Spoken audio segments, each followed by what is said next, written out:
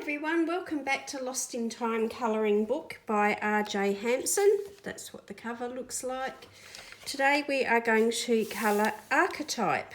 This is set in Florence, the Renaissance, and Mr. Fogarty's sudden arrival inspires Michelangelo. The Renaissance has a new muse.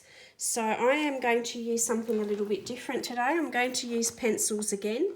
But in this particular pencil case, I have some random cheap brand pencils here. I have Derwent Coloursoft and I have Faber Castell Black Edition. Now I have the full set of the Black Edition. The only problem with the Black Edition is that these do not have names on the barrel. If you're not familiar with them, this is how they look. They do have a number on there, but no identifying colour name. So if you're not familiar with these, they are supposed to be very good on black paper, but I don't use them on black paper. I use them in colouring books, and there's quite a good range of colours in there. So I'm going to use a combination of those and maybe some of these Coloursoft too. I'm not too sure. I'll see how I go. And if I use these cheap Anko brand ones, again, I have no identifying colour name or numbers to use with those. So I don't know if I will actually use any of those, but I'll try and use either the Coloursoft or the Black Edition and give you either the corresponding colour name or the number. So that's what I'm going to use today. That's what I feel like using for something different. I haven't actually used the Black Edition pencils for quite some time actually. They used to be my favourite pencil of all time when I had the smaller set. I used them quite a bit, but since buying this larger set, for some reason I don't use them so often. So I've got a scrap piece of paper off to the side so I can scribble any colours down to try. I don't have any swatches. If you're not familiar with me, I don't actually use colour swatches very much at all. Very rarely do I do them. So I tend to wing it.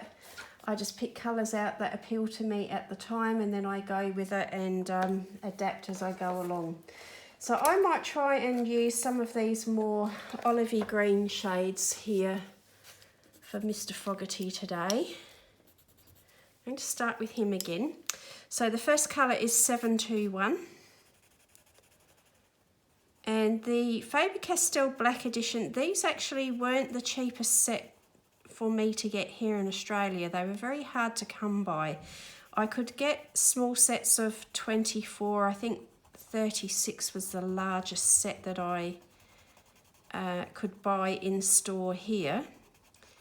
And I ended up going online and finding this large set, which I believe is around 100 colours off the top of my head. And I actually had to get them in. I think they came from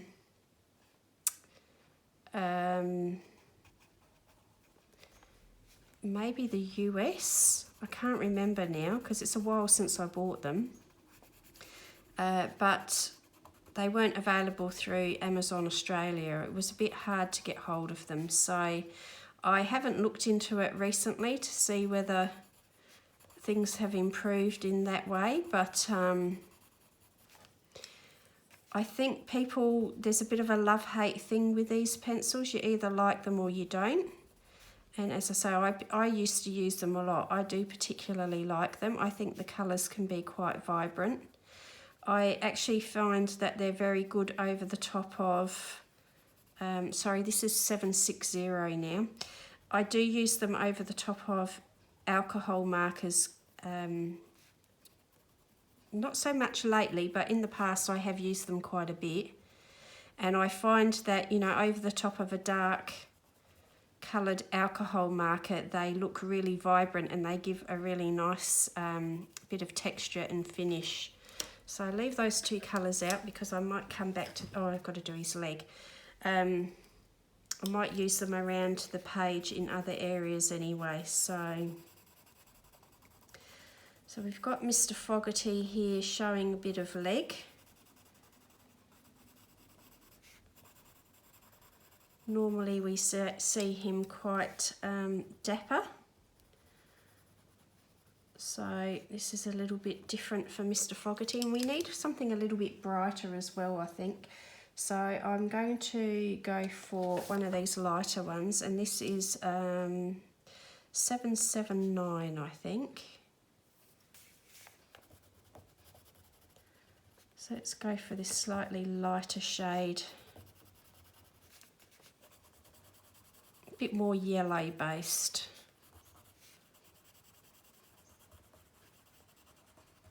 For the areas that are getting more light. So I think if I remember correctly, these do work well with a solvent or a blender pencil to help burnish them.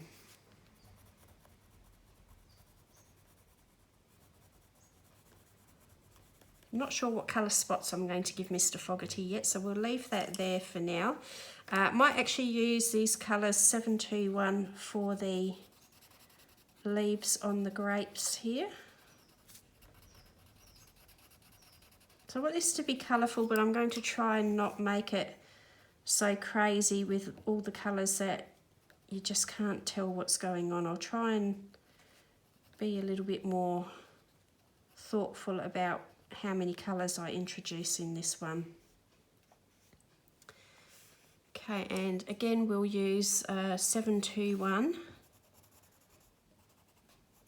So it looks like Michelangelo may have done a painting of Mr. Fogarty here in the background as a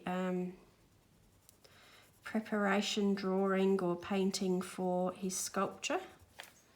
So I'm actually not going to be too fussy about making all these details in the background too perfect, because again, if you want to look for a focus, the focus is Michelangelo with the carving with Mr. Fogarty, and then these other areas here would be like secondary supporting it, because snail is quite important, and then the pictures on the walls, and the walls are incidental things that are happening around it. So if you want to get a sense of, you know, the importance of what's going on in a complex picture, and break it down to what needs to be the most detailed.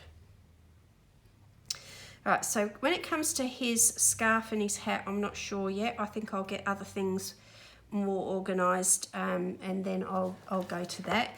Now, what Michelangelo's doing here, the statue, I'm going to do it like it is marble. So I need to get a couple of greys and maybe a darker one there. And also I want a slightly sort of off-white colour for the marble, because what I'm thinking is this is 768, is that marble is white in some places, of course, and then other places it has colour. Not all marble is white, but I'm going to do it that it's got a bit of colour like that in there, and then we're going to bring in 763, and it has veins of grey that go through the marble. Now I'm deciding to do this off the top of my head. I haven't done any research, and I have no that might be like on a plinth, so I'm not going to do anything with the base just yet. So this is off the top of my head, because this is a fun book. It's not a lifelike, you know, realistic rendering of anything in real life. So I'm going to 750 now, and I'm pressing darker and lighter and just going to do some sort of wiggly rough lines. If you think about how markings in marble are, and if you can't visualize it or think about how to do it yourself, then please do look up some reference photos But as I'm explaining, like, I don't feel like this has to be terribly realistic, because it is just a humorous, cartoonish type of illustration that is a lot of fun and not necessarily needs to look like a real thing. So it's 763 again, which is the lighter grey, and I'm going to blend that darker grey in.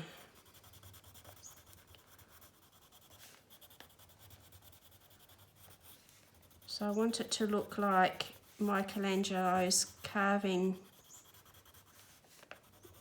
Mr. Fogarty out of a piece of marble. And he will be much more evenly coloured, I think, but the bit that he's actually carving him out of, I want to be different colours. So 762 is a little bit warmer.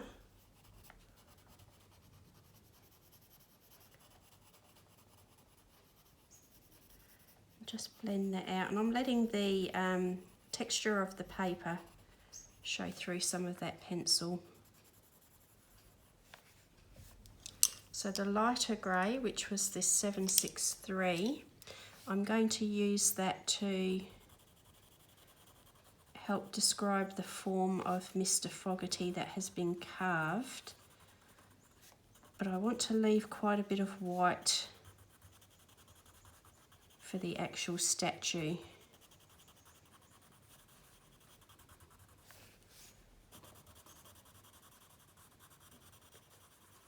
Especially thinking about where the light might be catching. Obviously that would be the brightest of whites.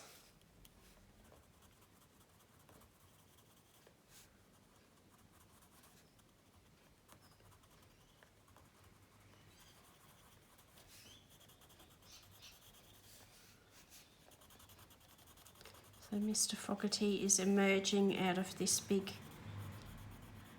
piece of marble or rock. So back to 762, and where Michelangelo has carved the tie around Mr. Fogarty's neck.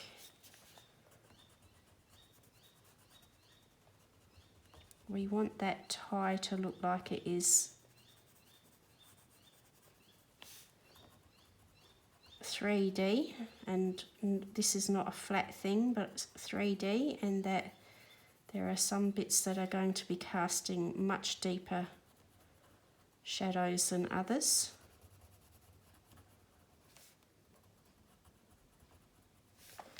And then we'll go for even darker again with the 750.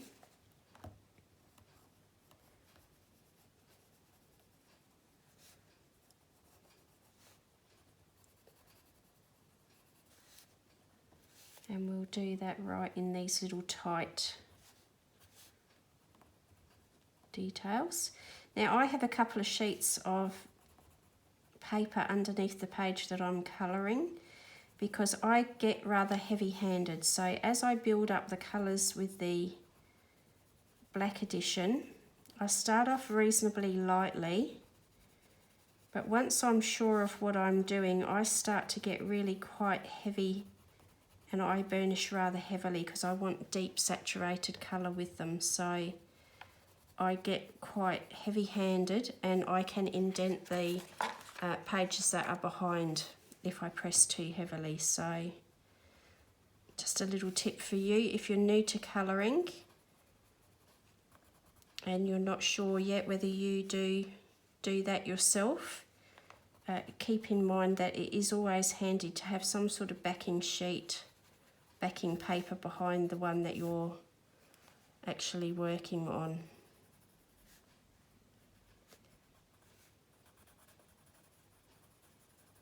So that will do for now. That's got him started and an idea of the colours that I'm going to use there. Now, Michelangelo, what is he? What is this critter?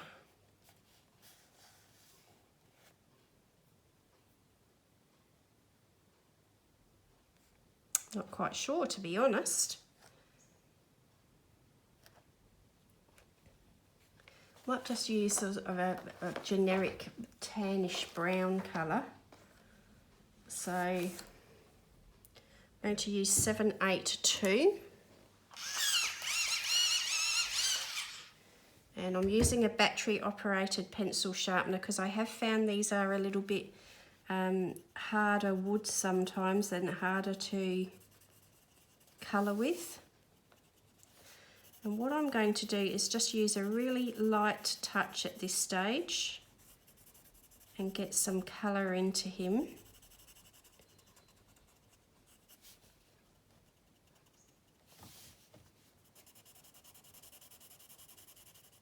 I actually think he looks like he could be a ferret.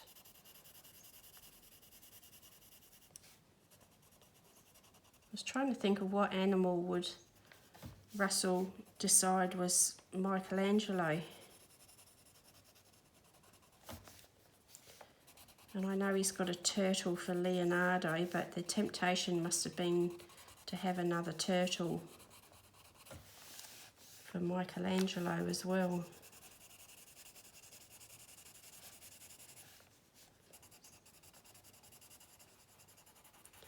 The tail reminds me of a chipmunk, and the face is a bit ferret-like, so I'm not entirely sure. So just really lightly putting in that brown for now, just to get a sense of his colour. And this looks like a mole here, so we won't use that. I might actually do this colour like he's doing a bit of a self-portrait up here.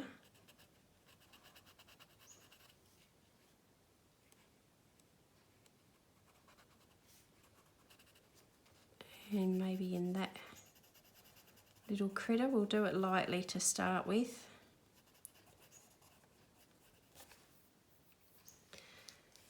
Okay, and the colour that I picked out here for the marble 768, I might use that for this section under Mr. Fogarty's chin. I like to do that in a cream colour and maybe a touch in the lip as well. Okay, so what sort of colours will we do for his outfit? I think the apron looks like it could be some sort of leather. So I'm going to choose a few colours that might be okay for that.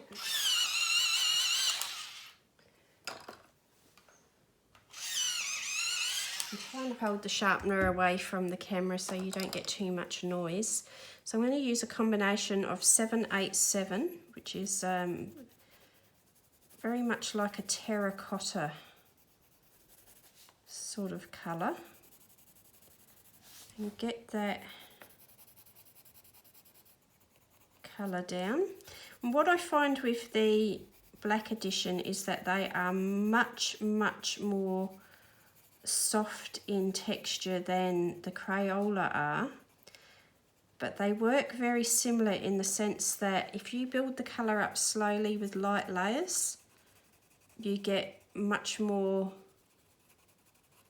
of a saturated look, and you can build a lot more colour up. 722 now. If you put too much colour on too heavy to start with, it sort of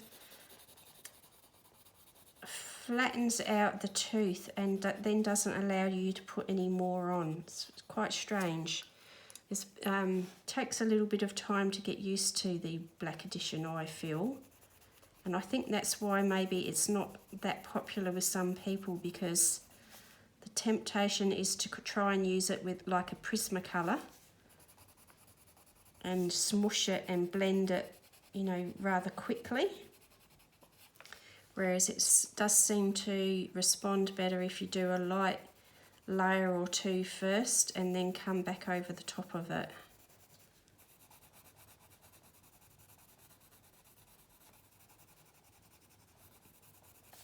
Okay, and with the little pocket here on the front, I want again another light layer and then a little bit of 722.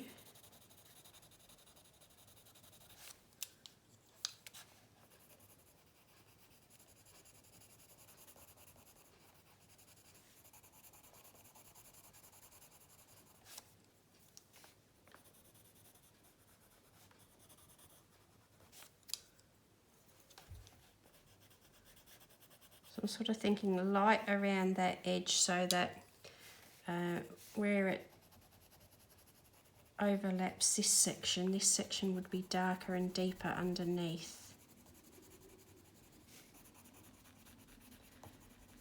And quite often when something is pushing fabric out, like the tools in his pocket would be pushing the fabric forward, that would be catching the light a little bit more where that is happening. So we'll leave that quite pale for now, and we might use white later to do a bit of a highlight in there.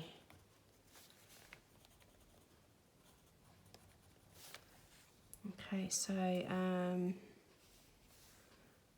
will I use that anywhere else at this stage? I'm not sure, so we might just pop it down. Yeah, his shirt, I think we might do...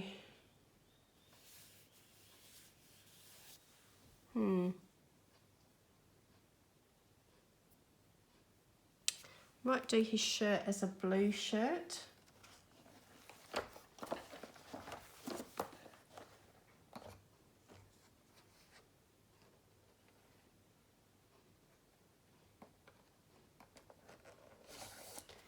Actually, it's going to be 739. It's a bit more of an aqua, because I've got an idea of what colour I want to do the walls. So we'll do this like an aqua blue shirt. Now I know back in the day there probably would have been very little choice, and we would have just seen him wearing a white shirt, but this is a colouring book, so we can really do whatever we want.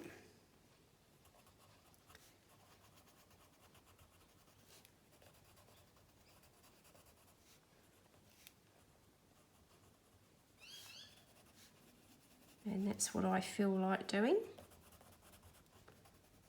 So that is 739.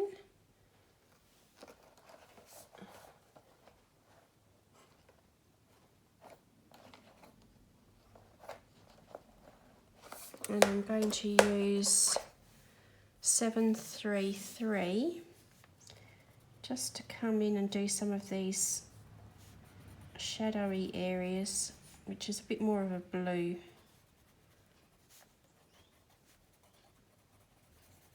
And I'm going to leave the edges of his shirt uncoloured for now, because I'm not sure what colour I want to do that.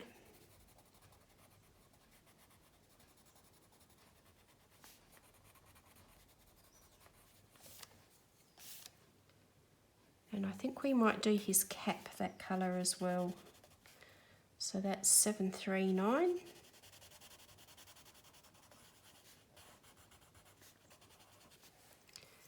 And 73, was it 733 or 738? I thought it was 733, but it could be 738, I'm sorry. Some of the printing on these pencils, when they use gold and silver and light colours and so on, it can be difficult to read as you get older.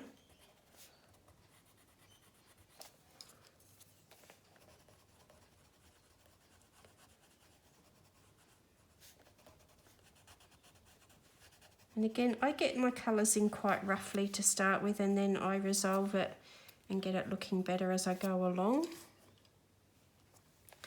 So let's do that as the colour in the painting as well. It's actually got trousers on in this painting here, but this character doesn't in real life, so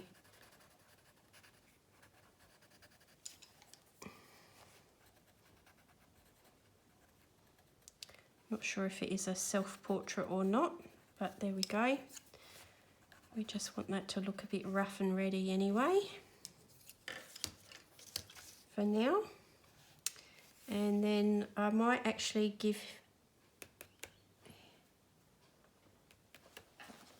him, I might have a red.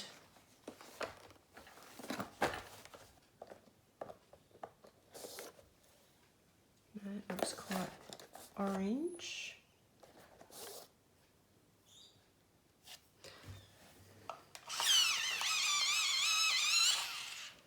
$703 or $703, we'll do red. It's quite a light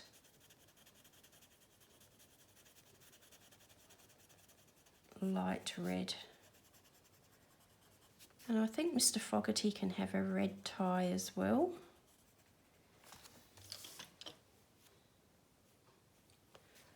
That little pop of red is nice. And then we might actually have to bring some other colour in to pick that a little bit better eventually, but for now that will do. And I'm going to give this chisel down here a red handle, just because I can.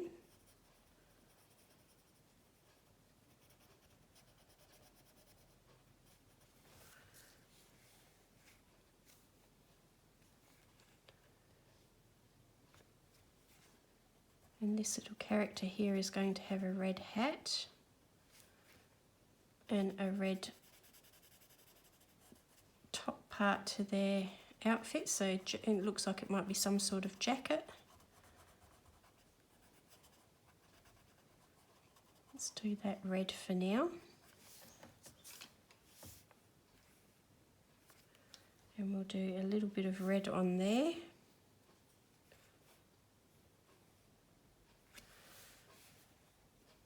Actually, this character can have a red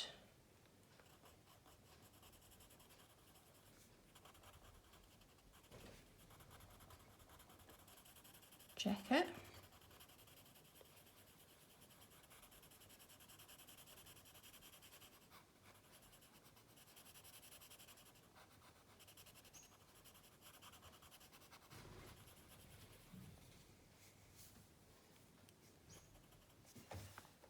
Some birds being noisy outside the window here, flapping around, so if you can hear some noise, that might be what you can hear. And we're going to do his little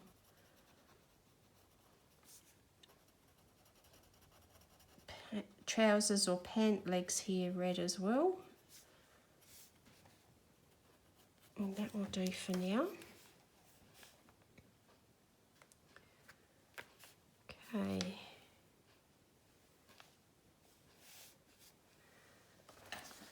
Now, Mr. Fogarty's hat is going to be 774, which is a very sort of smoky bluish grey, almost like a Payne's grey. So darker at the edges, coming to lighter in the middle, because if you think about a top hat, it's, you know, round like a cylinder. So I'm just going to do highlight down the middle there for now. Blend that into the middle. Darker on the edges. Don't know what colour band just yet, but we'll do the brim in the same colour. And we'll do painting on the wall with that colour. And I'm actually going to do that colour for the pantaloon sort of top of these trousers that this little fella is wearing here. And I'm going to do it quite saturated, and I'm not going to worry about highlights because it's such a small area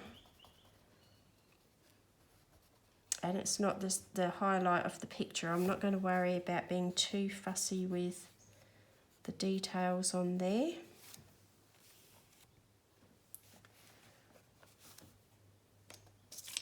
And we'll do that for the legs of this one.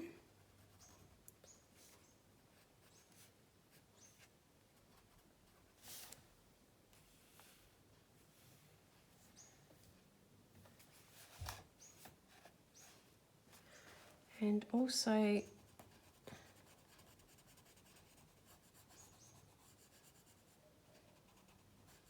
bottom of that one, and then we'll use the 733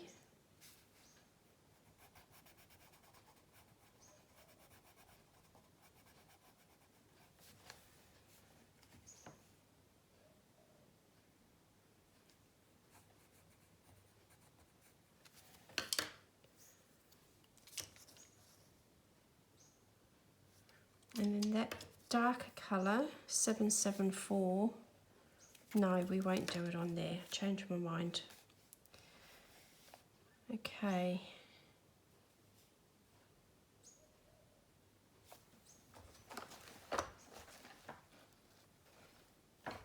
So I need black. I'm going to use black 712 for the nose here and leave a little white highlight on the top of the nose there. This character here is going to have black boots.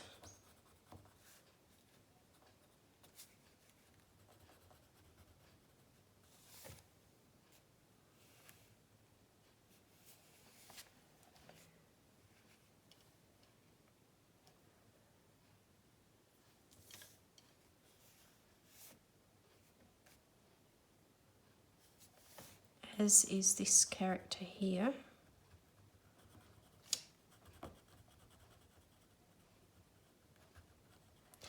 And I'm going to do the background of this painting black.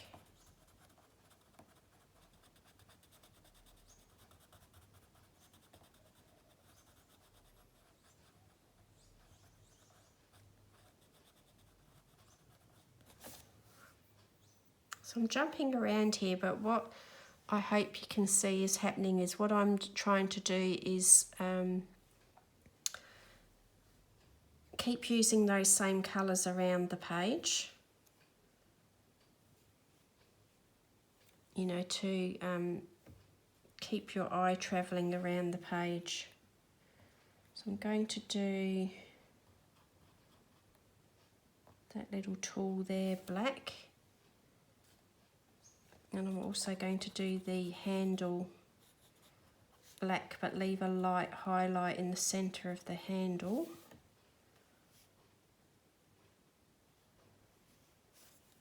And I'm going to use red on the handle of this chisel as well.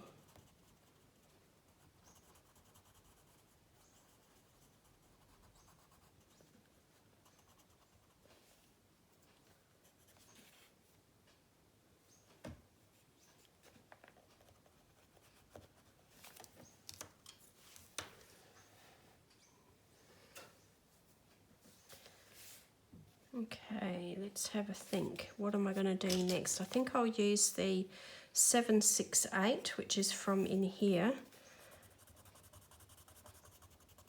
around the edges of this section of the face. And I'm going to leave a little bit of a white highlight in the middle and around the top lip area. And I will go a bit darker with the original colour now, which was 782.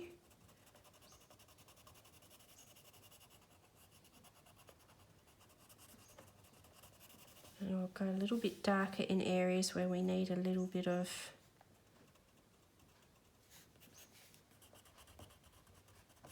definition starting.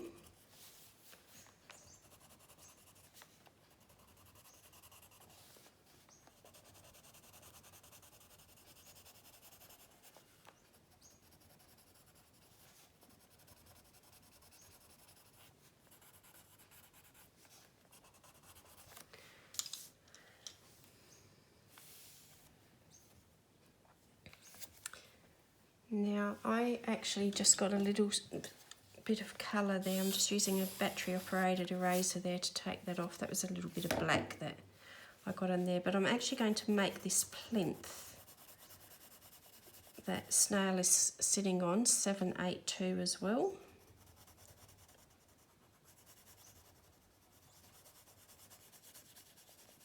And I want to suggest that that is rounded as well.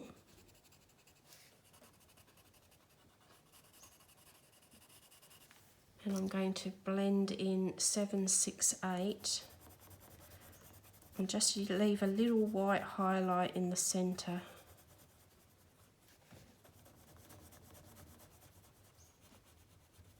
Burnishing quite heavily there now, and then come back with that darker colour.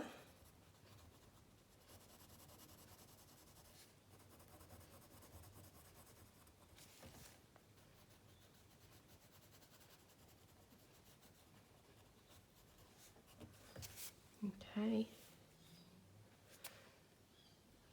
and I might use that colour for the legs on the stool.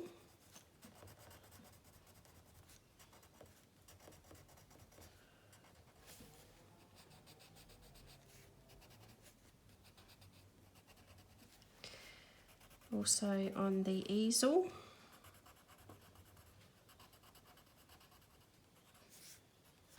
I'll do the seat part a different colour.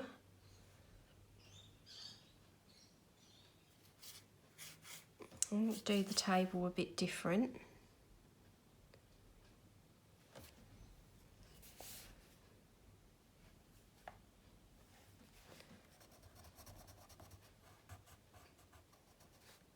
I'm going to do the picture frame there in 782.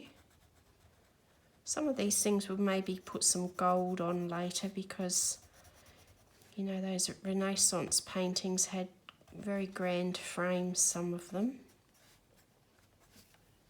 Right, that one looks like it should be gold, and that one, this one's a bit more plain.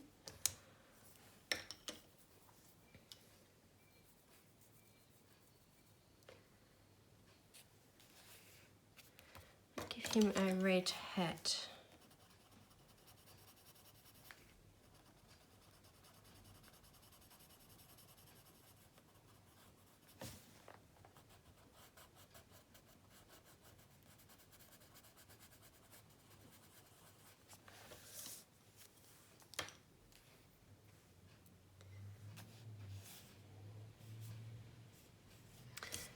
Okay, now this lighter grey, 763, all that stuff here that Michelangelo has carved out. And put a bit of colour in there.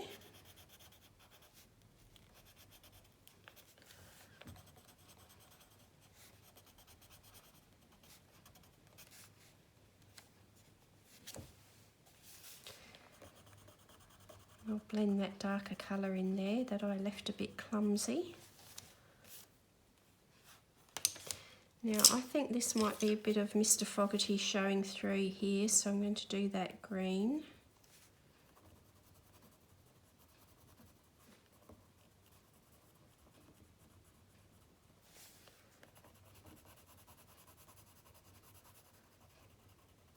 Once I start to get a sense that the colours are actually what I want, I start to get much heavier and burnish those colours, especially the ones that I want to be the centre of attention. So in this little character here, I'm going to bring in a darker shade of brown. So this one is 745. So where Russell's put some details for fur, I'm going to use that.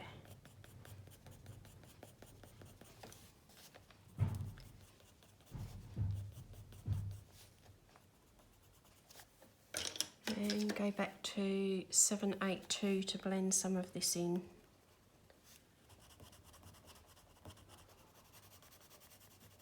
So I'm sorry if you can hear any of the noise. My husband's outside doing a bit of gardening. I'm moving the bin around, so if there's any banging, I do apologise. I know sometimes it sounds quite loud to me and it actually doesn't make it onto something there that was, it's a bit of torn paper. I could actually feel it through there. Sometimes the noise seems quite loud to me and I listen back and it doesn't actually make it onto the video. And then sometimes there are things that I haven't even noticed and you know, it's there in the background when I play it back, so I know most of you understand that, you know, it's real life. You can't stop all of these things happening, and you can't stop life from happening just because you're recording a colouring video for YouTube. Just using those two colours together there.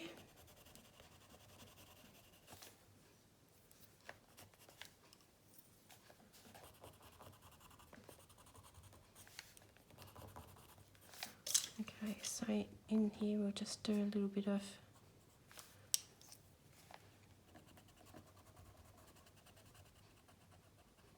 darker colour as well.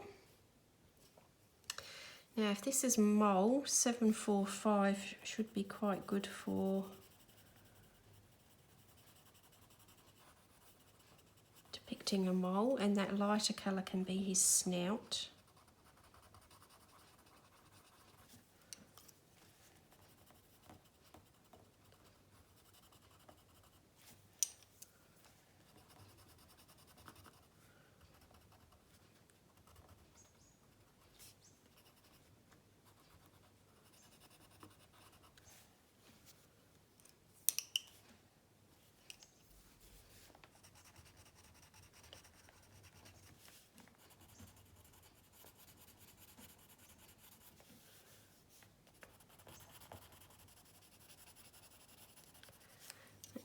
And that 787, which is the colour I described as being like terracotta, I'm just going to put a little bit of that into the fur to warm that up a little bit as well and make it look a little bit more lively. And I'm going to give him dark eyebrows, and I'll use the red on the tongue there.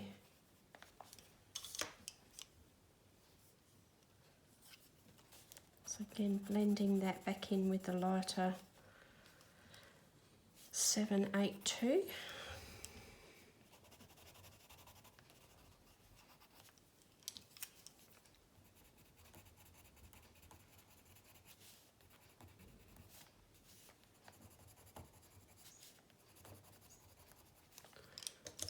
And go back to the 722. And I'll put a little bit of that in the fur as well.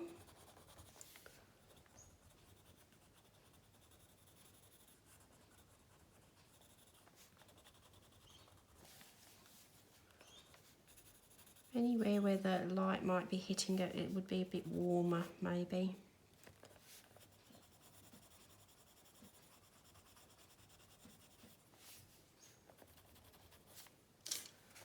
Some of that into there as well.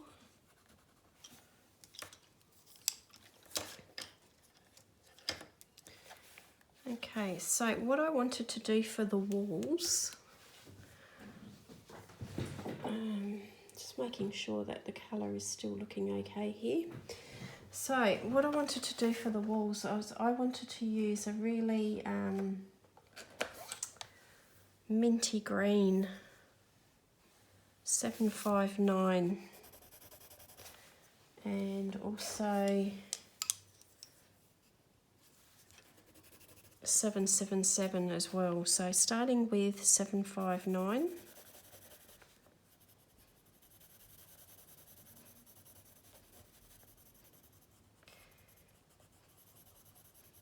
and it might seem an odd colour for a gallery or studio wall, but I know that there's been times where I've visited exhibitions in the art gallery where I live. So that's another, through there it looks like it's another room. That's interesting, we might do that another colour. Might do that darker colour of the 777 that I picked up in there. When I visited the art gallery here in my hometown, sometimes they've held special exhibitions, and they have an exhibition space where they change the wall colours, they change the walls around. It's all very much temporary, you know, they do it to suit whatever is happening with the particular exhibition that's on. And they've used some really unusual colours sometimes that you would think, oh, they just have white walls in there. But no, and sometimes they have these really bright colours. And with the lighting that they have, it can look really, really spectacular. And I feel like we think, you know, times like the Renaissance might have been a bit dull and colourless, but if you look at the paintings that were painted in those times, they were actually rather spectacular, some of them. So this is going to be my idea of how Michelangelo's working space may have looked.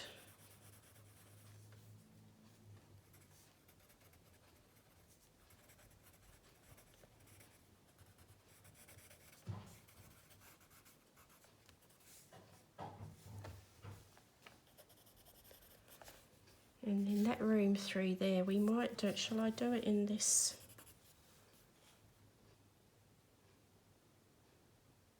Yeah. And I'm going to go darker.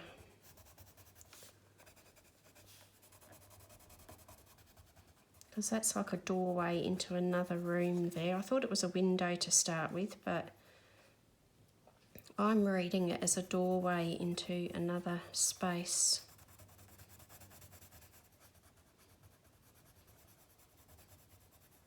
Now, I could be wrong, so it's up to you to decide how you're going to portray your picture. But that looks to me like the floor follows through, and that's the skirting board of another wall.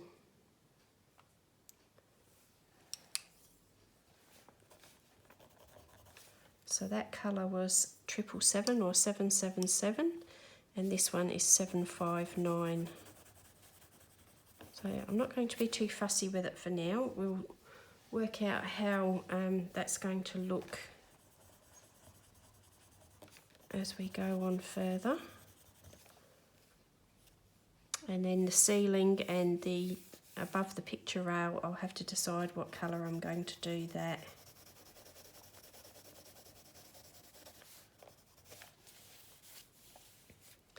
And the floor is another colour that needs to be decided on. So I think I might do that in 728.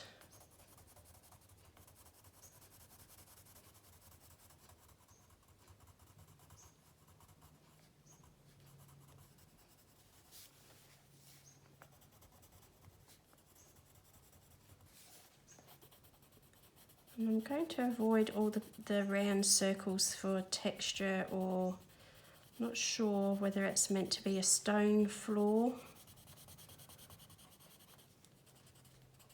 I just want to get the colours in for now, so I'm going to colour quite roughly because I need to make sense of what all these details are with things like I've coloured over the skirting board there, I believe.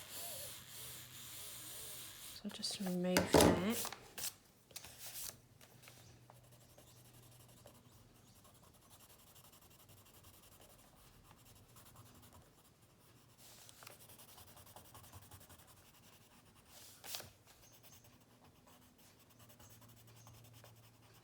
So I want Michelangelo's space to look quite colourful but bright and airy at the same time.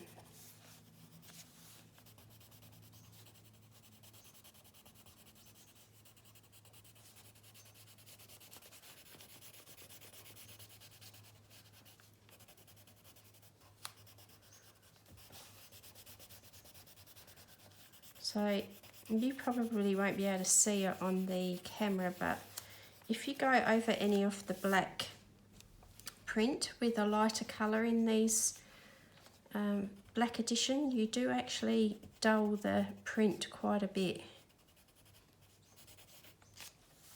So keep that in mind, and that's where you can bring in a really bright, vibrant colour over the black and create some really interesting, vibrant shadows.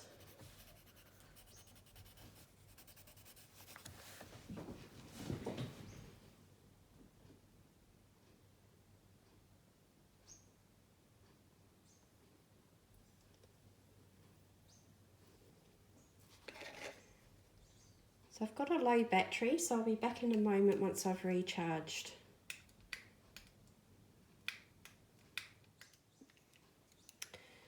Okay, so battery sorted. Let's get back into what's going on here. And I feel like this looks like it could be stone with the way that Russell's depicted it. So I'm going to give a light layer of 763 because it's very, very basic and neutral anyway.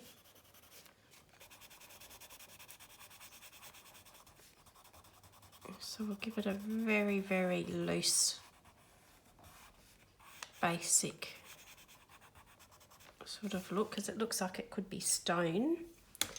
And then this picture rail around here, I'm going to do that like it is wood. So I'm going to use 782, which is what I started this guy with. And it's going to go around there as well, I think, for a bit of detail. And then the darker brown that I used, where did that go? This is 745.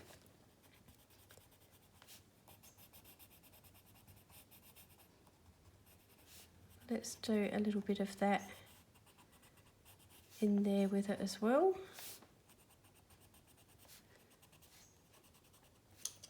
And then back to that one.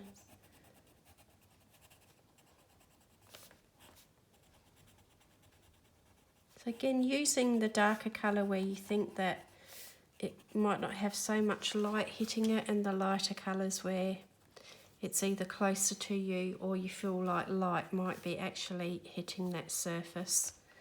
And then a little bit of that in here in the arch, and a little bit of that on the stonework. And that's enough to start that, I think. Now, when it comes to floorboards, or sorry, skirting board, again, we might go with that darker brown.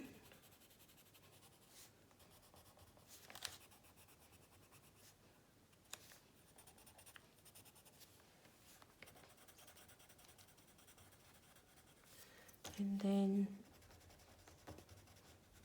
so that was 745 and 782.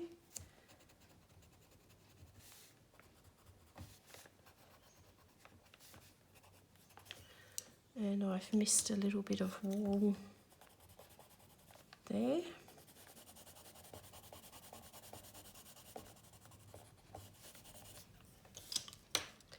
And I leave that for now because that's a detail of the frame, so it doesn't necessarily have to follow through. But that looks like it's some sort of skirting board as well, so let's treat that the same way.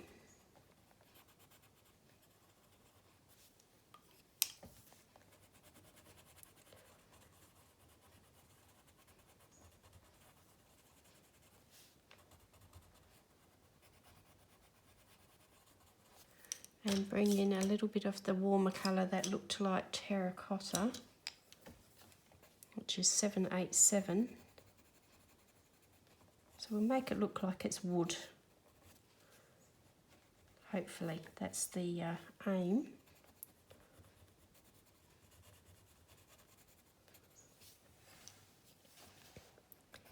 And a little bit of that in picture rail as well.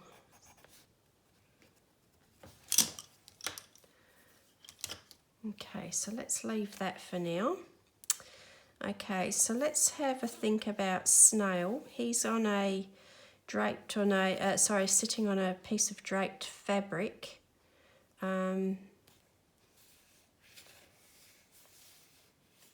Let's make that a nice, rich, deep, pinkish red, maybe. Like a mulberry or yeah, something like that.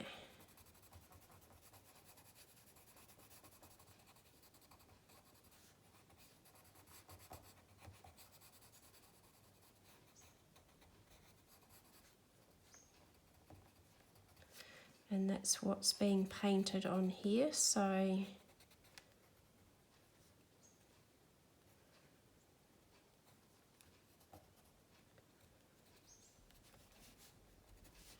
we'll do some of that on the paint palette.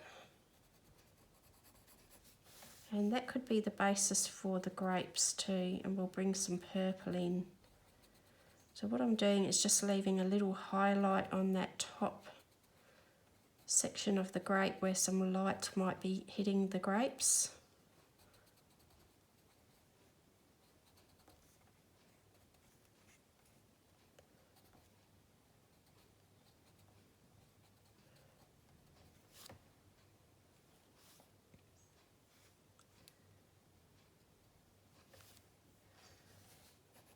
So I might bring a little bit of lighter pink maybe for the highlighted section. So that was 733.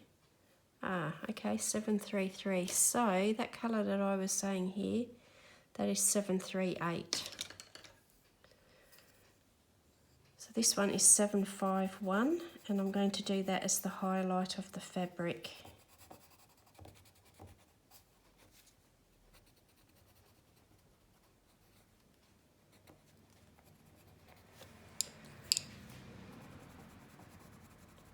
So deepening up anything that would be shadowed.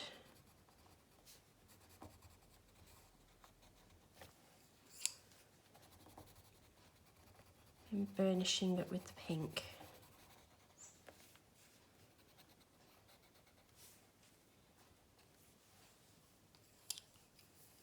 Now, I doubt that I'll use those again, so I'm going to put those away.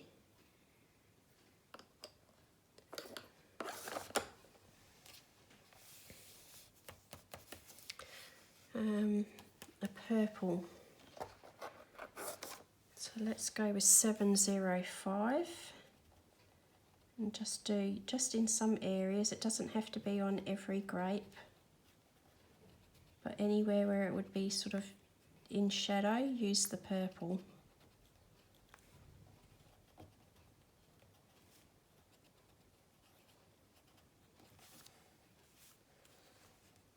Might do a little bit of that in there. And I might do a little bit of that under the shadow of his bandana, just to bring that little touch of purple into other areas.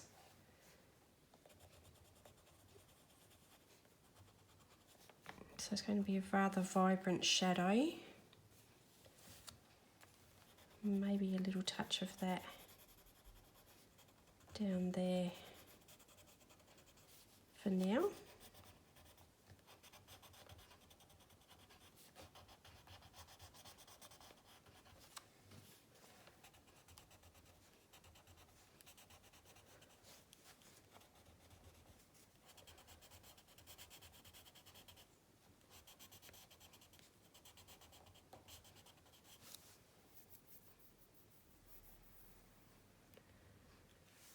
We might actually bring that into that painting there. Now that looks like it's some sort of frog, so I'm going to use 721.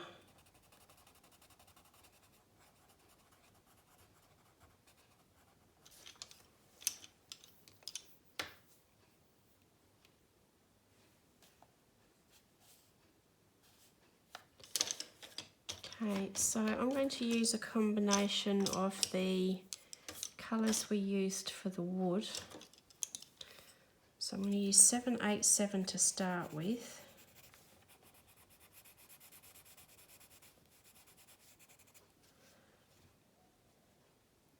And Mr. Fogarty is going to be standing on something like that as well. The 745.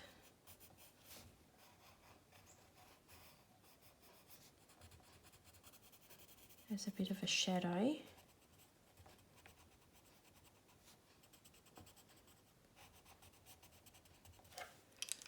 And then the 722.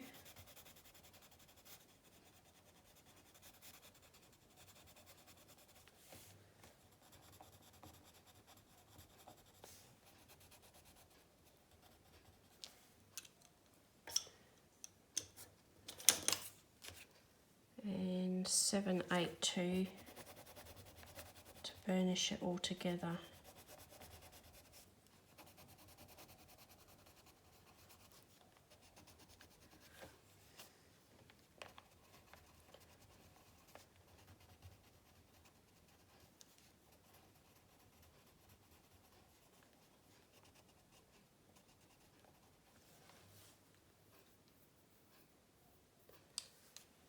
And I'm going to bring in a bit of that up here as well.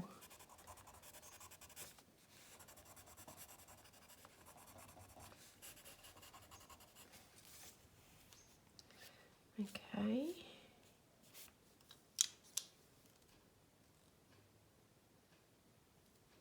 I might do the seat. What will I do the seat? I might do that in this orangey terracotta 787. A little bit of that into the legs, that will do.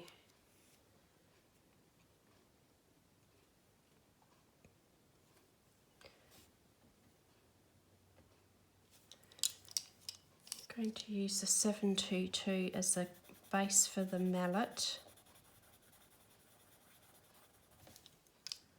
And then a little bit of 787. And then the 782 again. So again, all those colours are already in here. Make that look like it's a mallet. And the black's got to go back up there.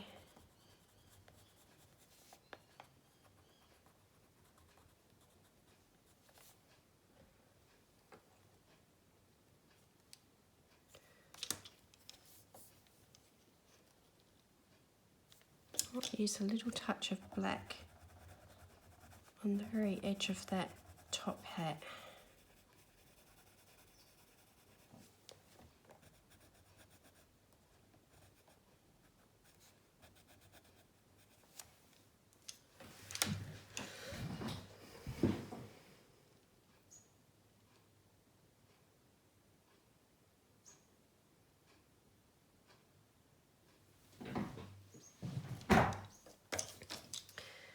The 763, the lightest grey, I'm just going to put a bit of shadow in there.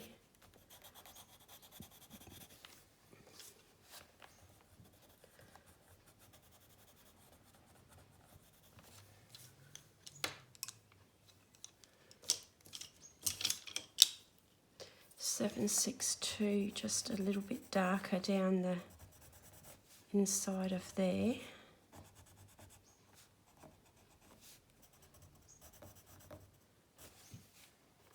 And I need to sort of send that back a little bit, so it needs to be darker.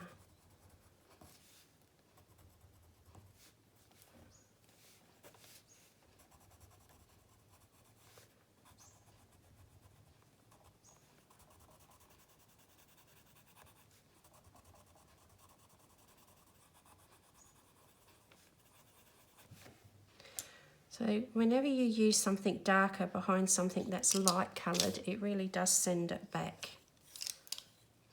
So 722, that's going to be the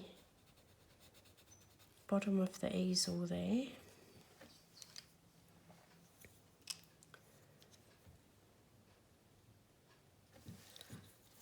So I might use that for the base of the globe up here.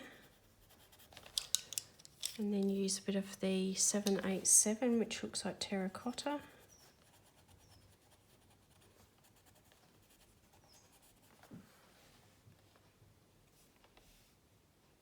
I want to put some gold on some of these things, but that arm that would be holding the globe, I'm going to do that in the dark colour.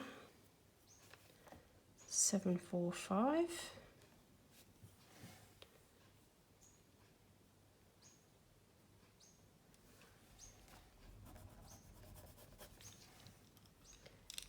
So back to 762, just behind Mr. Fogarty here, needs to be a bit darker, I think. And behind Snail.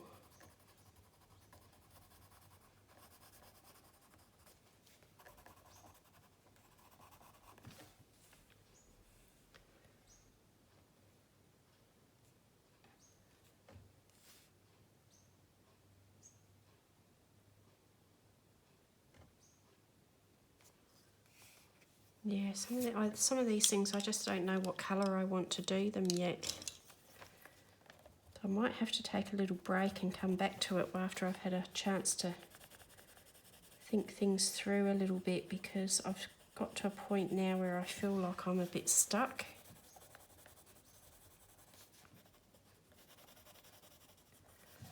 So that's what I might do. I might take a break and then come back to you.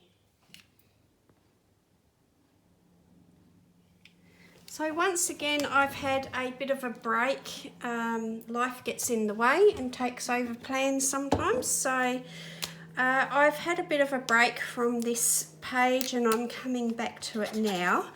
And I am going to use a little bit of solvent on the walls in the background here, because I think I'd just like to get a bit more of a blended look for what's going on in the background. So I'm using an old dried out alcohol marker, which I dip into some low toxic solvent by Language. And I use the old alcohol marker to just use that solvent and blend my coloured pencil work a little bit. Now while it's wet, oh, that just reminded me. Let's get my page back under there. So while it's wet, it does actually show you some of the print on the back side of the page or through the page. But as that dries, you won't see any of that again. So I'm glad that reminded me to put my backing paper in, because although I'm not using alcohol markers or water-based markers today, I do tend to press quite heavily with my pencil at times, and it can indent the pages behind. So it's not quite enough, pardon the clearing of the throat again, but it's not quite enough solvent on there, so I'll just get a little bit more.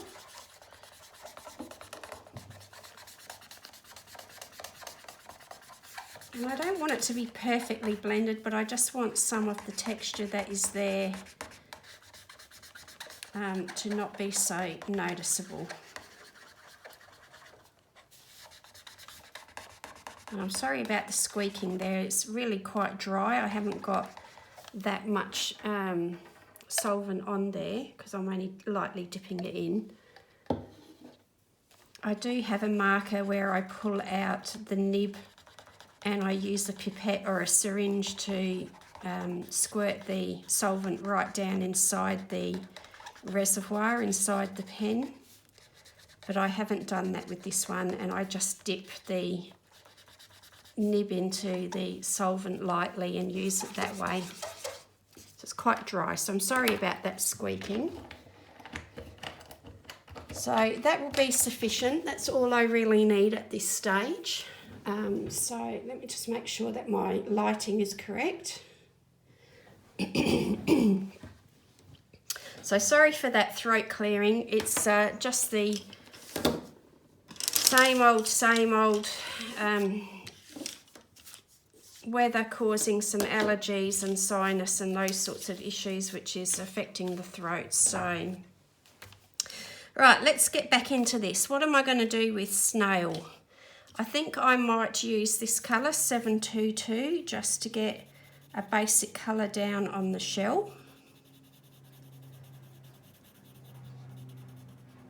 And then we'll work from there. And once again, I start to record, and we've got all manner of aeroplanes, helicopters, and there will be traffic going past, no doubt.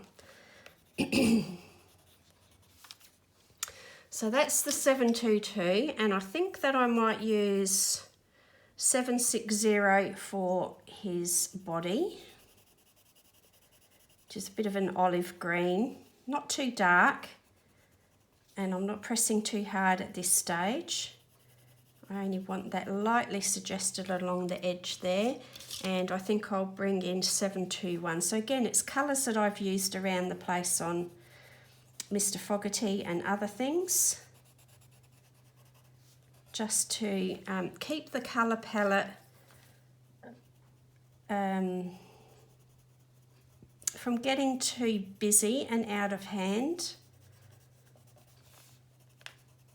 and also keep tying in the relationship by all these other elements, because they have got similar colours and similar colour family and so on.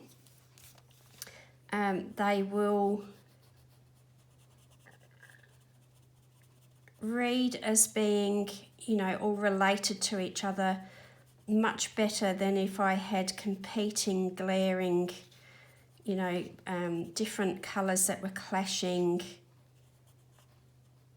and just all over the place. So that was 745, and now I'm using 787. Again, they are both colours that are in other places around the page, so that they should blend in nicely. And then let's go back to 722 and strengthen up that colour a little bit now that we know what we're doing. So I'm just leaving some highlights on parts of the shell to help describe that his shell is a rounded surface and not a flat surface. And then that 745 is going to be used to colour in the markings or small dots that are on Snail's body. And I'm also going to use that behind the carving here, not as a shadow, because this thing is far too, you know, far forward for that to be a shadow. But when we darken up the area behind something and keep the item in the front lighter, it immediately brings that item forward a lot more and pushes the background away again. So it's not so much about portraying a actual shadow, but just darkening the area in general behind that item to send that back and bring the item forward.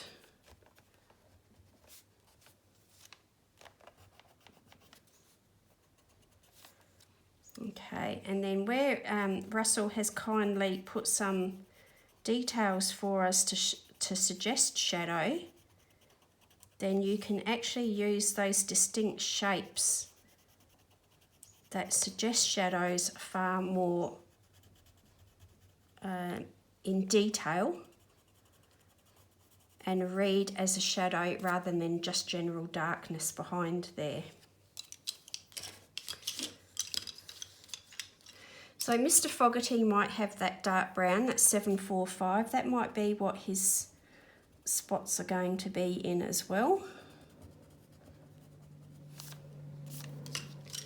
Okay, now this area up here is confusing me a little bit too.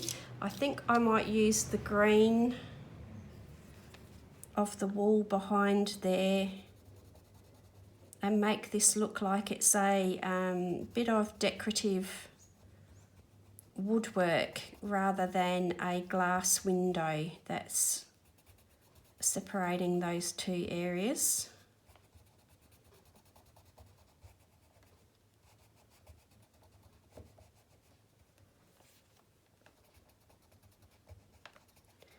And hopefully that helps to tell the story that that is a doorway and that is a room beyond.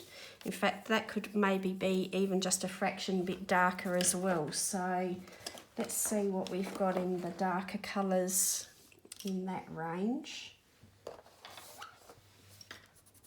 So yeah, we'll go for 776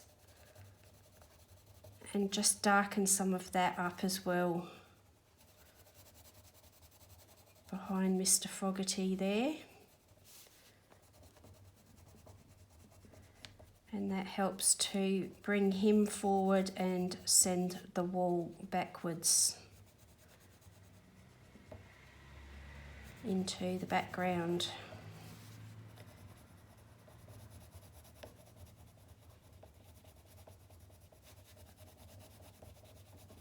So I'm pressing quite hard there to burnish it, but in reality I probably shouldn't be pressing that hard yet, and I would possibly be able to layer a little bit more if I layer in lighter layers rather than pressing hard straight away.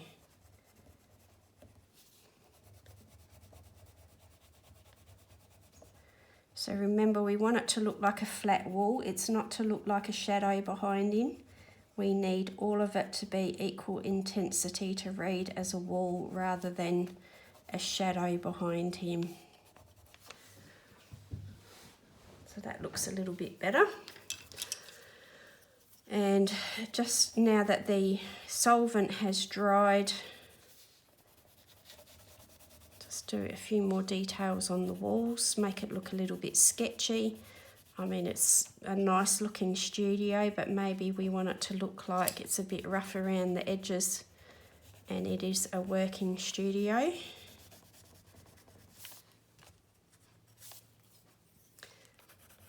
And then what we could do is with the 777, which is the original colour I used behind there,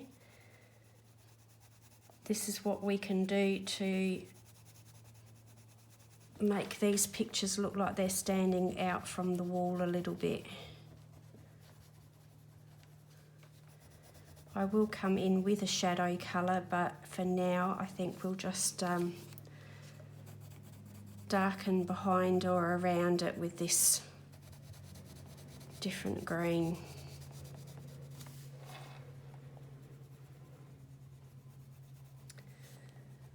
So I did begin colouring this over the Easter weekend, and the weekend was a bit of a mixed bag for us. We started off busy. We had a day or two of quiet. Excuse me. Of quietness, and then Monday we had a nice day out again. So we were busy and quiet in equal measures over the Easter weekend, which was very nice. My husband was ready for another short break. He's been back at work for a little while, so we have another public holiday.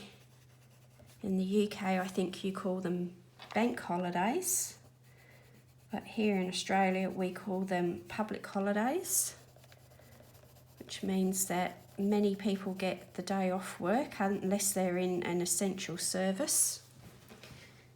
And it is to celebrate the upcoming Anzac Day. And that is celebrating or recognising our veterans who went to war for us.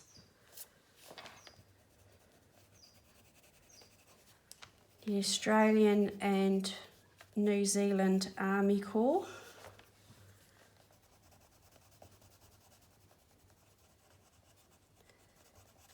And with each passing year, we of course have fewer and fewer veterans who are still able to march or are still surviving.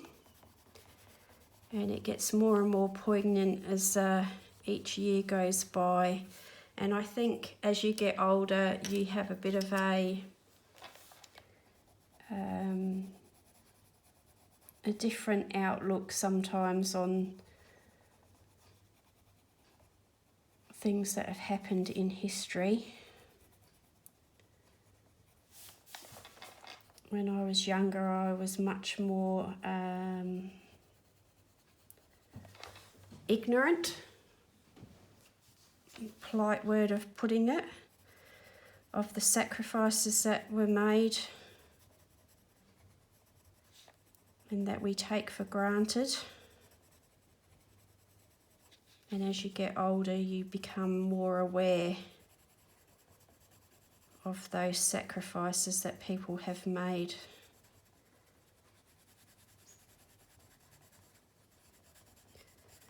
So that is coming up on Friday. So that is the 776 that I used in here. I'm just darkening up those areas a little bit. I'm not sure what my shadow colour is going to be yet. I have used some purple down here, but I guess I could put a little bit of that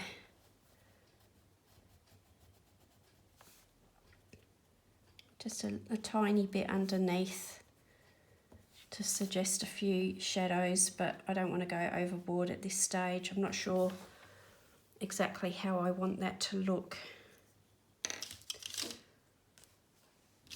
So this table, I think I will do that in the terracotta colour, which is 787. And I may bring in a little bit of 722 here on the edges.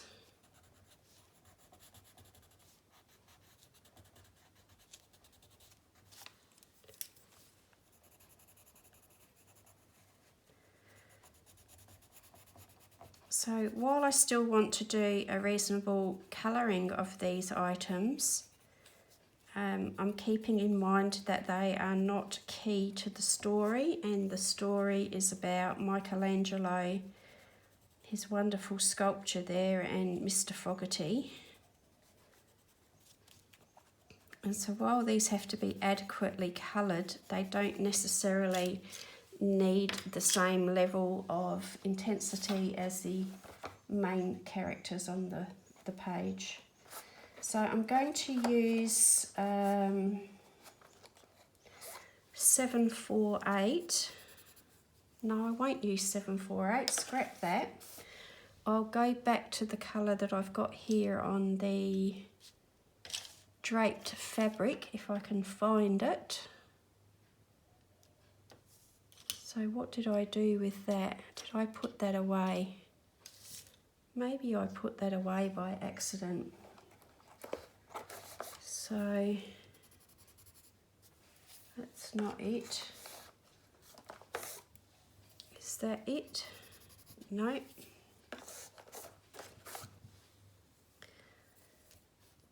Yep, 733. Okay. 733 is what the wine is going to be coloured in.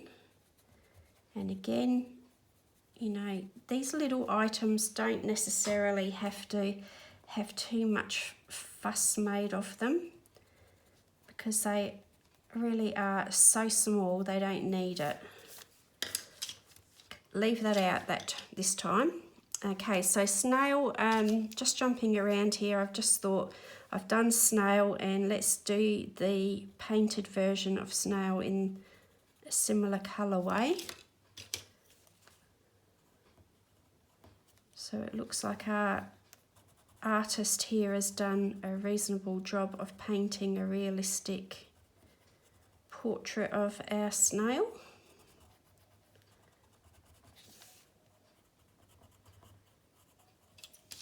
And then a little bit of the green to do a snail tail. And let's use a little bit of the colour for the box, which is 762, or the plinth that snail is posing on. Okay, that would do for there. Now this bust down here, I might do that in some greys.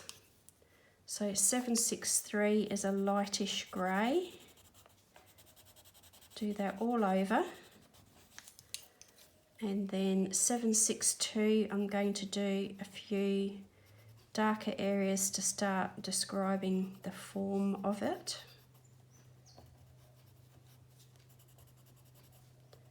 Because it's a sculpture, and I'm going to suggest that it's a sculpture out of some sort of stone. And a little bit of 774 now to do the deepest parts or darkest parts of it.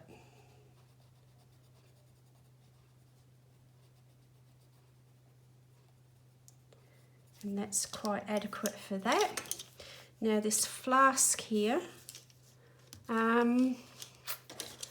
let's use the lightest colour I've got out so far, 768. I'll do the whole thing in that.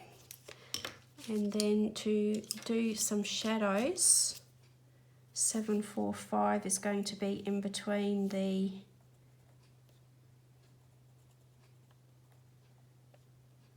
bits here to make it look like, you know, it's all crossed over.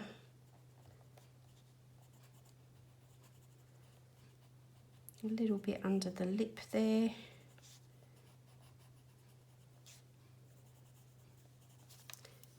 And then a little bit of 722 just to warm it up a little bit.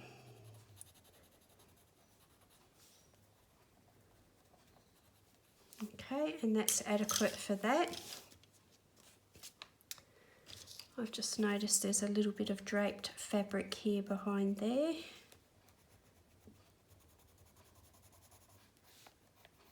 Let's darken that up a little bit. Okay, so these frames that are on the wall, I need to do a background behind this guy. I'm going to actually use this lime green, 779 I believe it is. It was used on Mr. Fogarty there, and I'm going to do that as a background on the painting. And a bit of 777 in the corners. Just blend that in again with the lighter colour.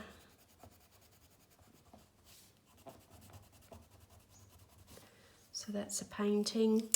This one here will make it look perhaps like it's painted with a dark background. So I'm actually going to use the black. I know I don't use black very often, but like this painting down here, I think it will help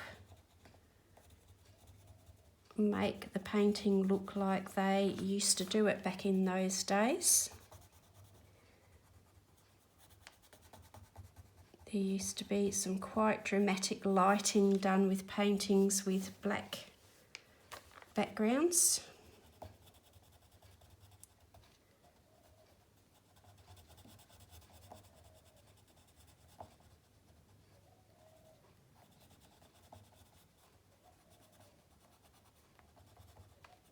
And that will do, that'll be adequate for that. Now this guy, he's got his foot up on something, so I'm going to use 782 for that.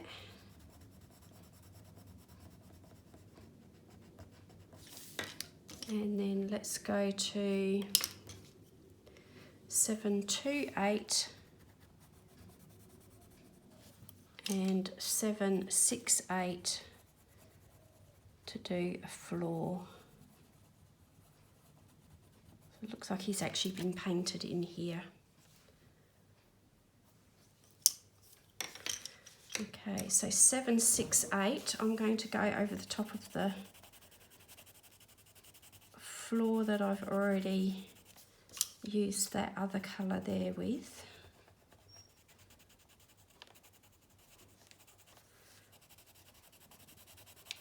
And just burnish that in some areas, not everywhere.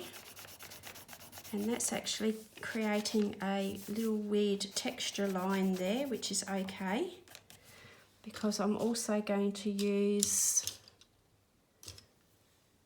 745, the darker brown.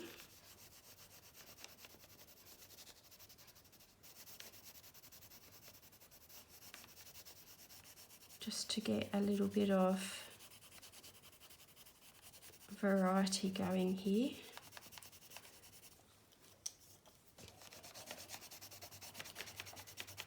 Now when I do the floor or ground, and I don't really want it to look like anything specific, it's just, you know, a bit random. I like to use horizontal lines like this and vary it by going sort of in a zigzag pattern, but it's kind of interconnected, if that makes any sense at all.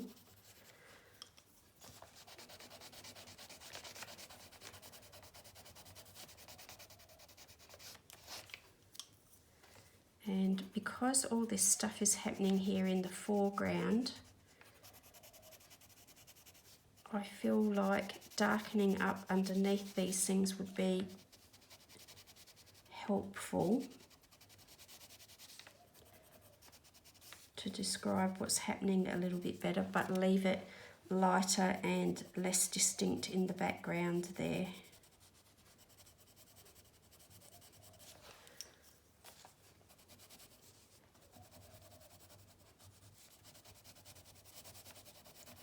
So using that lighter colour over the top of the darker colour is helping to burnish and blend it in a very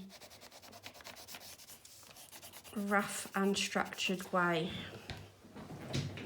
Making sure that you are on camera there. And let's make sure that you are focused and good lighting. Okay, now I just need to sharpen one of those pencils. I hope that's not too loud for you on the video. Now I've got a sharp point here, so I need to be very careful not to press so hard now, or I'm just going to break that point out. And I'm going to go around to all these little areas where I have not gone up to lines and finished up nice and neatly. And that is in the 768, that lighter colour. Okay, so remembering that if I want to describe something that is horizontal, then I need to use horizontal lines. If I want to describe something like the walls that is vertical, then you use vertical lines. So the direction of any lines helps to tell the viewer what it is they're looking at. And that's enough information, and then the viewer themselves in their mind's eye pictures and recognises what it is they're looking at.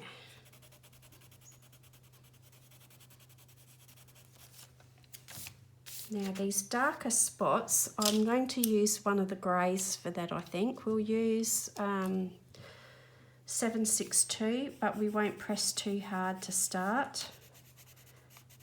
And I won't colour it solidly, I'll leave some white and I'll come back with the lighter grey.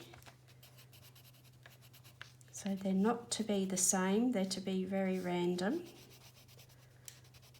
So we want it to look like it's some sort of stone or natural element floor. And a bit of that can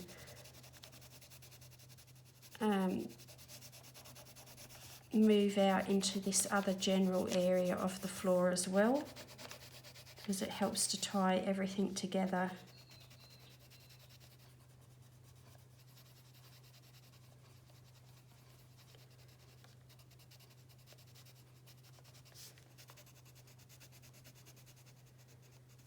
So that plinth, that Mr. Fogarty is on there can start to look like it's got a shadow under it.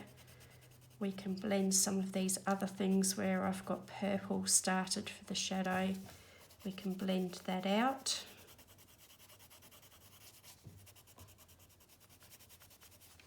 And then get the light grey, which is 763, and burnish that with that darker grey and any of these bits of stone. And we could also use a little bit of the 768 in this pile of rubble that Michelangelo is creating where he's carving out the marble, and I'm going to use that around that part of the base as well.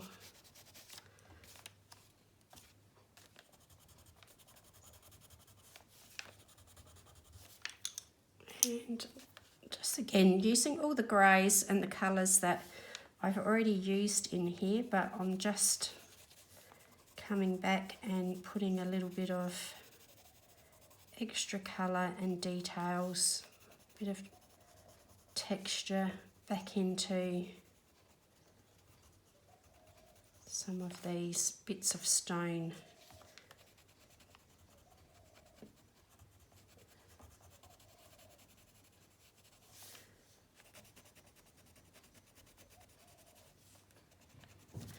So how is that reading for you guys on the camera? I think that's starting to make a bit of sense, isn't it? Making things look like they are a little bit more grounded again. We want this to be quite bright because I think I'm thinking marble, so you know marble would be bright. Now this plinth that this is standing on, I'm going to suggest that that is some sort of wood as well. So I'm going to start with the 787, which is like a terracotta, and do that in these areas that look like they're carved out and could be darker. Pardon me. It's getting rather irritating having this constant funny throat, but it is what it is. So 745 is that darker brown again, just in the very top here to suggest that these have been carved out of a solid piece of wood, and that's some sort of detail that's inlaid. And then instead of bringing all the same wood colour in, I might actually introduce a new one. And this is 786.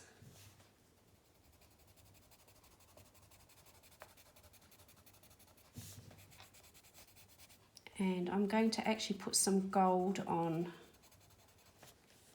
some detail there as well, I think.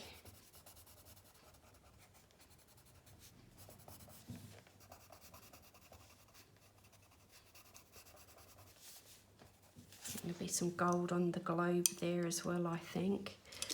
722. Just blend all of that together now with that colour.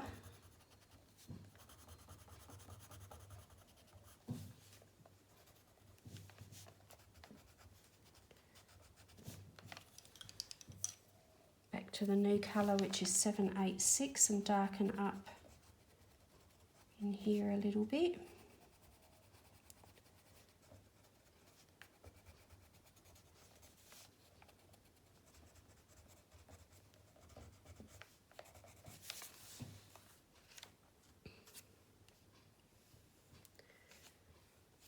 Okay.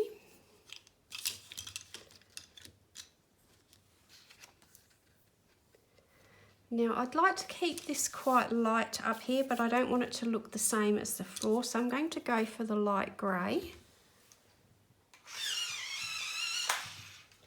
So I'm going to go for 763 and just ever so lightly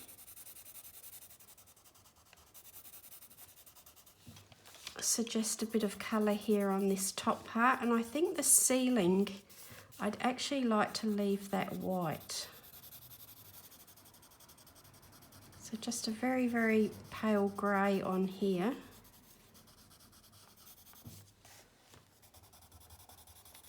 To suggest that the wall above the picture rail is sort of, you know, off-white.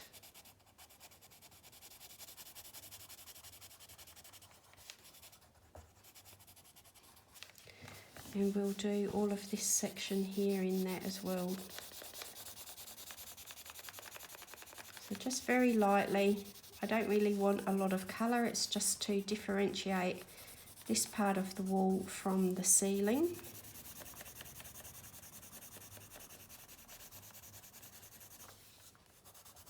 So very lightly.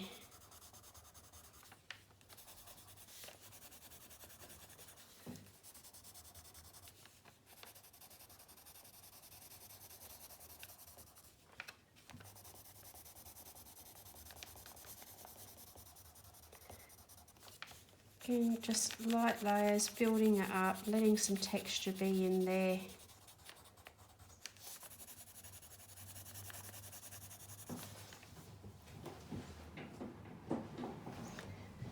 I'm going to leave the ceiling white, and then this bit in here, I want it to look like it's wood.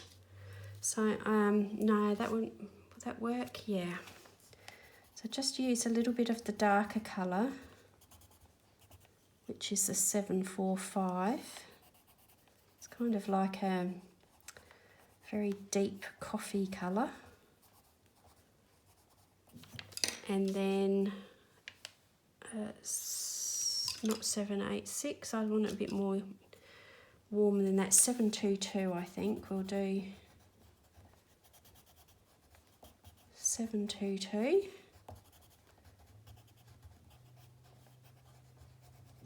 And then tone that down with the 787, which is a little bit like the terracotta. And we'll blend those colours together with that.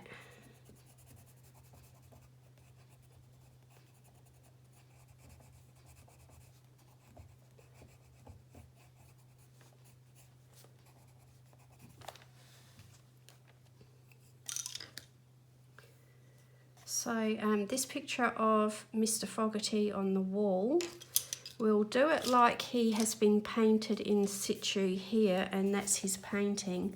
So we're going to have to use the wall colour behind him on the painting, but I'm going to do it very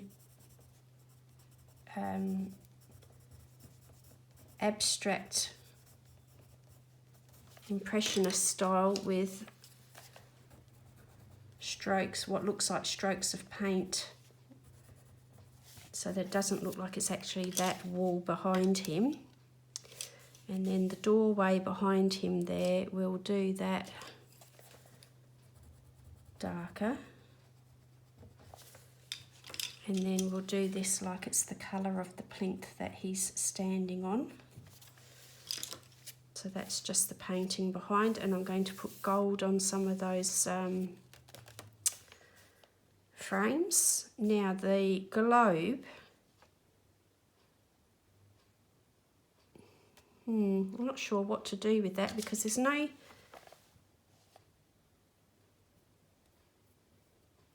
no countries on it like a regular globe that we're familiar with.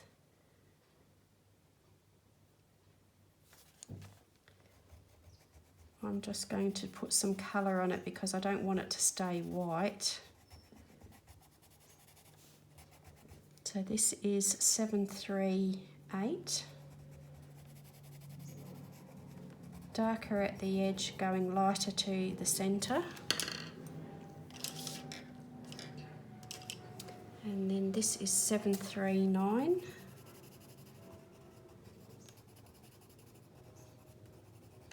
Like that. We'll just do it that it's a globe. And this is 772, so it's a lighter blue. That is going to go in the middle there, like that. That will do. Again, it's not the part of the story that's supposed to be the main interest. Now let's get a little bit more colour going on this cap that Michelangelo is wearing.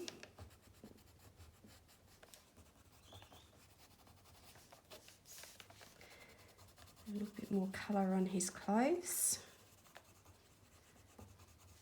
Blend in those shadowy purples that I've got there.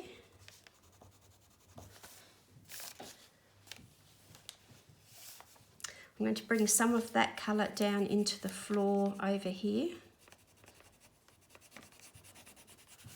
just to help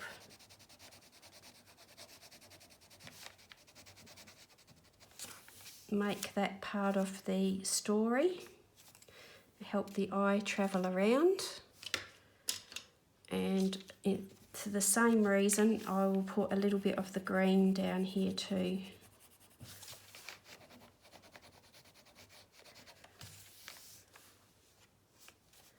And a bit on Snail.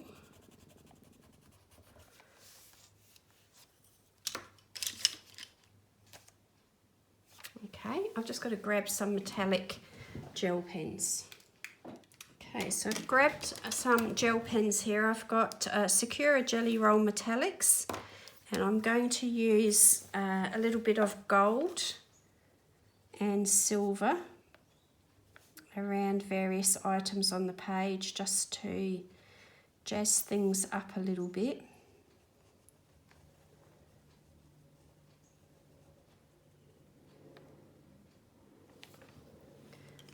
So I might actually turn this into a silver frame here.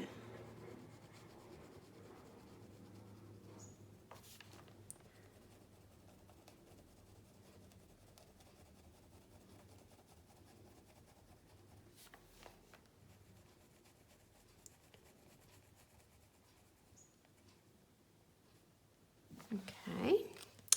And then over here, this frame is going to have lots of gold on it.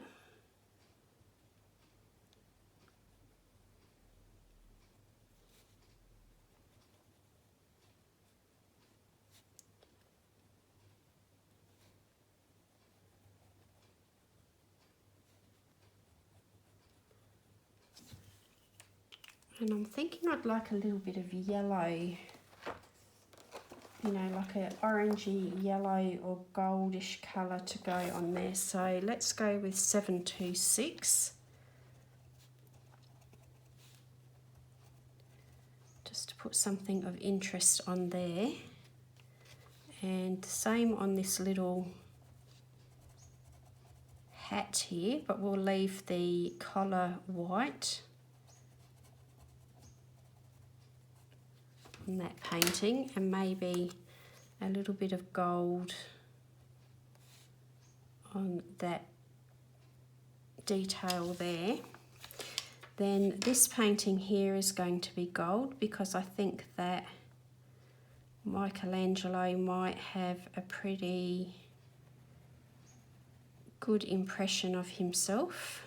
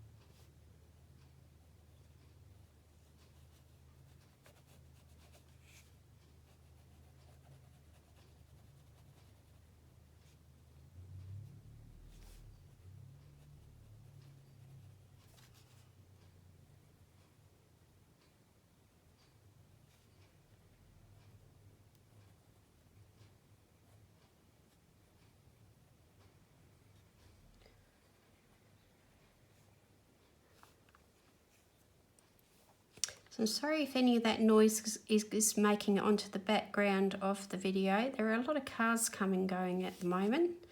I'm not sure if I mentioned that it's actually school holidays here at the moment, so we have got more people around during the day than there usually are. So with kids being on holidays, there are more parents at home with them and so on. So I do apologise if that's making it into the background. And I'm just going to do some gold here for these little details because I just feel like it might make it feel a little bit special. It's a frame, but it could be a doorway into this part of the studio that of course could be quite ornate and grand in itself. So let's go with the gold. It's always nice to have a little bit of gold shine, I feel. I'm not much into sparkly things. I do occasionally use it, but not very often, but I don't mind using a little bit of gold here and there.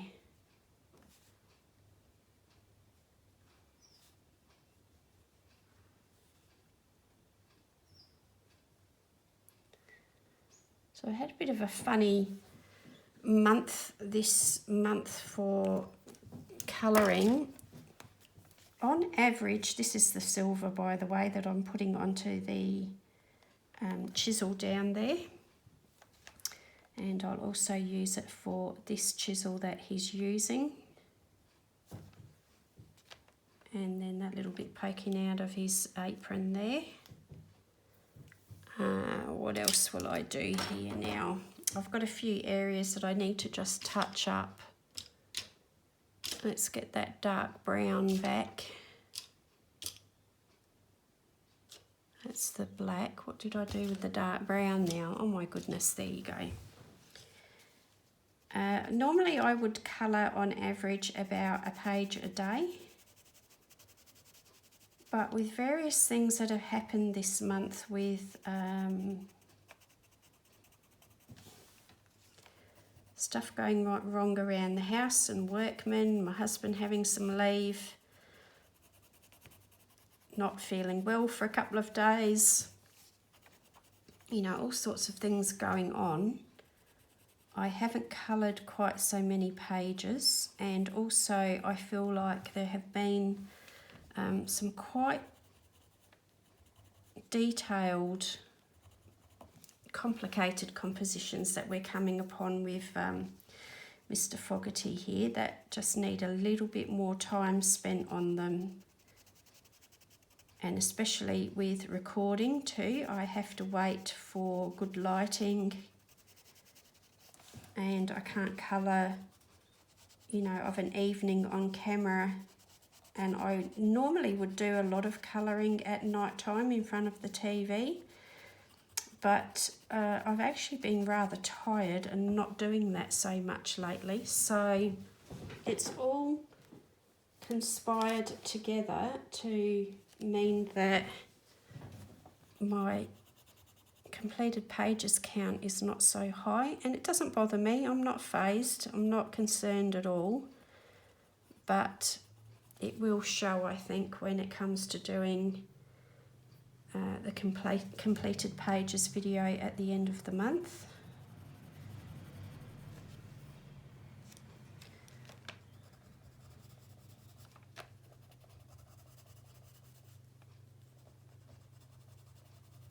So now I'm just going around the page again, looking at contrast. So where things are not making any sense because there's not a lot of contrast, either sending something backwards or bringing something forwards, I'm going to start fixing those sorts of issues up. I still don't have a coloured band on his hat, but I think because he's got a red tie on, we're going to do a red band. So following what I've done there, leaving a white highlight there for describing the shape, I need to do it on the ribbon that's on his band as well. And I'm just going to use that colour to deepen this up a little bit, because that's been left in case I wanted to add any other colour to it, and I've decided that I don't.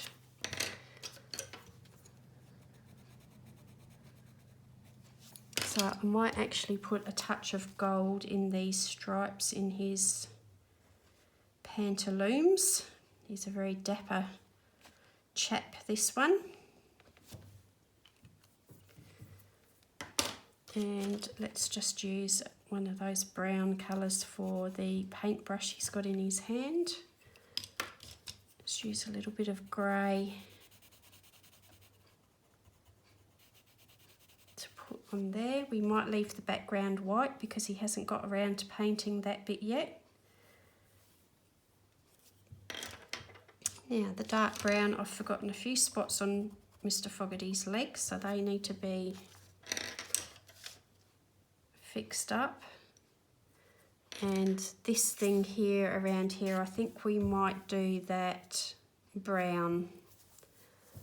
So I'm going to just do a little bit of the darker colour, the 745.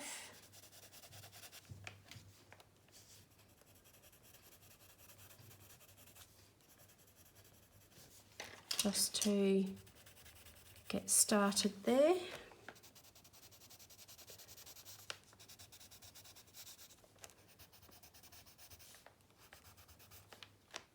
And then I might use 782.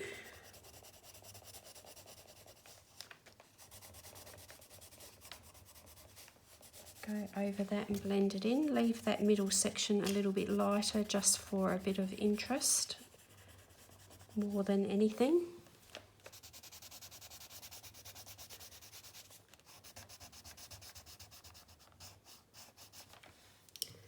And use a little bit of the terracotta, which is 787.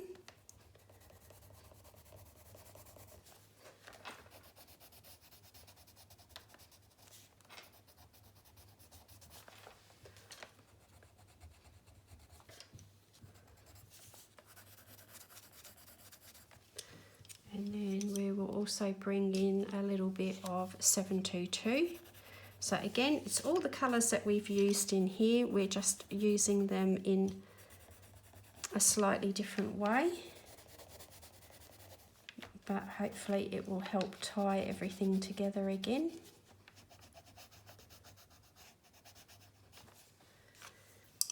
And then these details on here, I'm actually going to do a red. Because one, it looks like some sort of special decoration, and two, there's not an awful lot of red in the picture, but we've got those little bits of it all around the place to help keep the eye travelling around looking for the bits of red.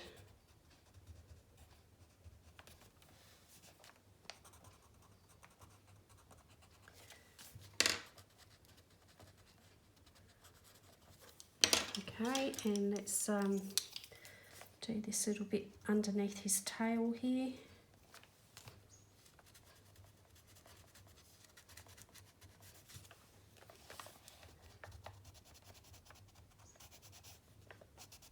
So these are the sorts of things that you just do at the end when you're fiddling, looking for those little bits that have been missed. Just tidying up. I'm just going to see what that looks like for you guys through the camera. Okay, and I need to just put a bit of something in these eyes to describe that they're round and take a little bit of that whiteness off of it. Same with Mr. Fogarty's eyeballs. Do a little bit of grey in there. And I'm just going to put some colours on that board, just anything that you feel like, to put some paint colours on the palette here so that it looks like our artist has actually got some colours there.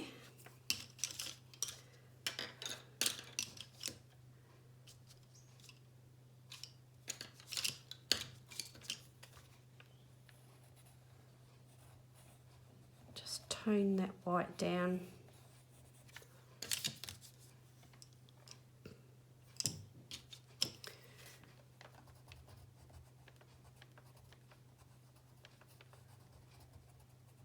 Want that to look like it's stone or whatever we decided this is here, which I'm not entirely sure. But there we go, that's what it is now. And if you feel like you need a highlight anywhere, the Prismacolor white will work pretty good over the top of the Black Edition as well. And it helps to burnish any of those areas.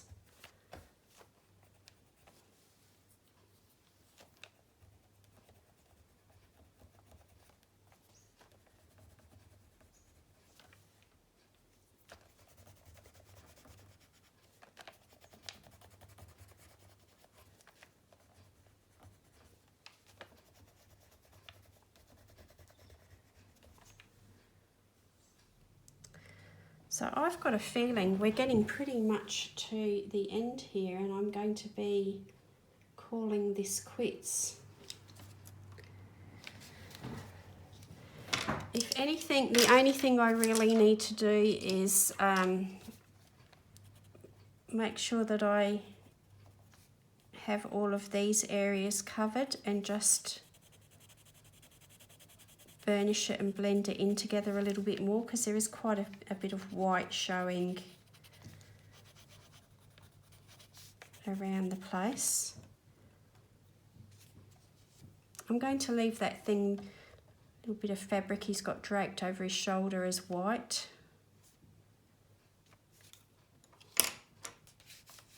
And around the plinth here, we might go for that lighter colour like I put here, which is 768.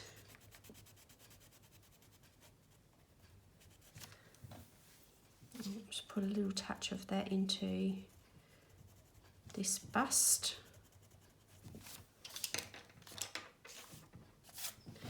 I think this might be just about done. Make sure that lid is on there.